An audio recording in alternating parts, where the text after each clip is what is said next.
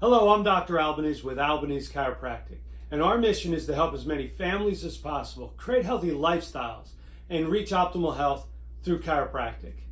In today's video, we're going to explore the difference between total carbohydrates and net carbohydrates.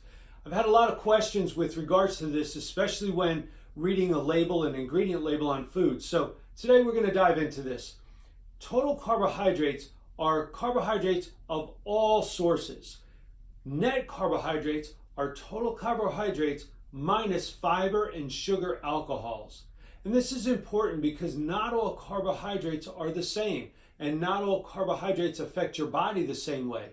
We did talk about this a little bit in our video about glycemic index and glycemic load, and today we'll further that discussion to explain a little bit about the difference of carbohydrates.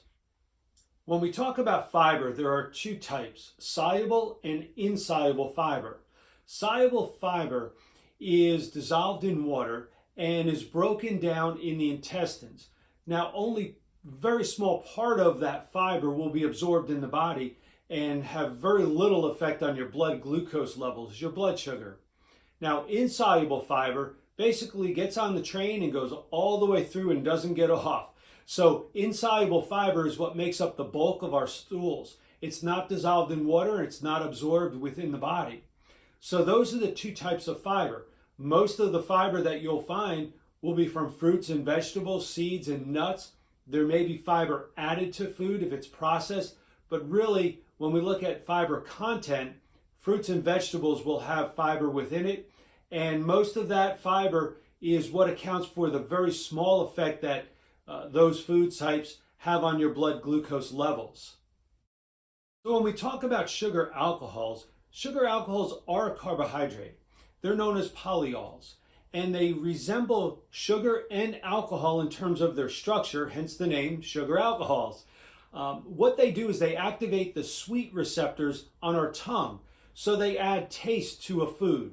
We see sugar alcohols in chewing gum, nutrition bars, protein bars, and since they don't add a lot of calories and don't affect blood glucose levels, they are used a lot of times in those types of bars because they can say that they contain zero carbohydrates. Structurally, they add some structure to foods, so it helps them to become more chewy and a little bit softer, and that's why they're used quite often in those types of foods. Sugar alcohols can be in part derived from fruits and vegetables, but most time they are processed from other sugars.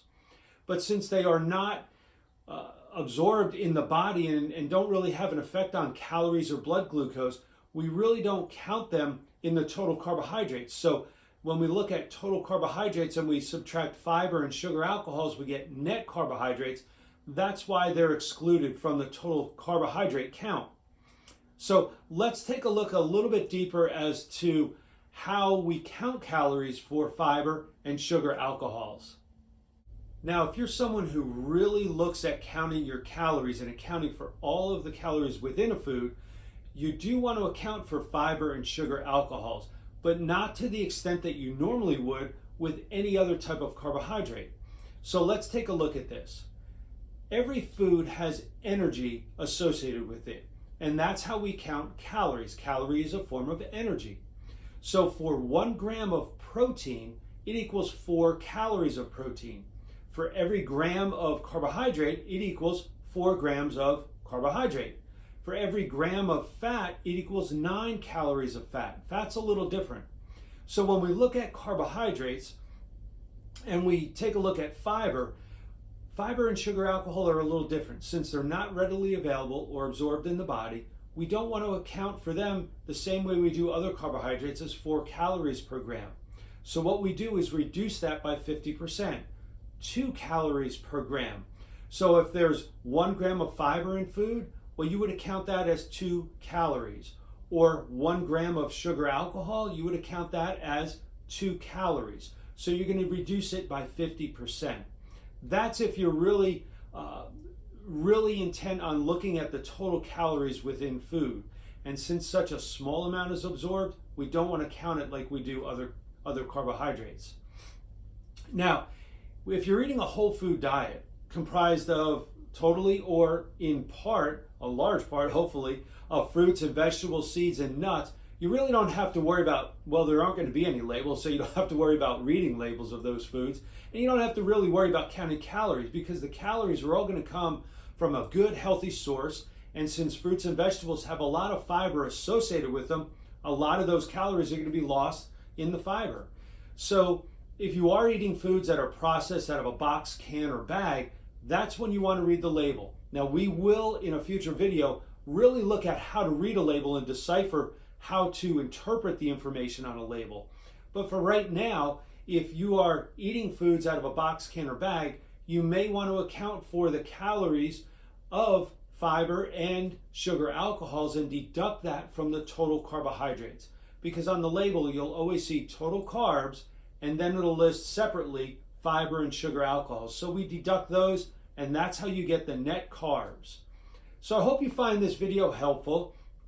And as we usually ask, share this with other people. You never know how what you do or say will affect the lives of others around you.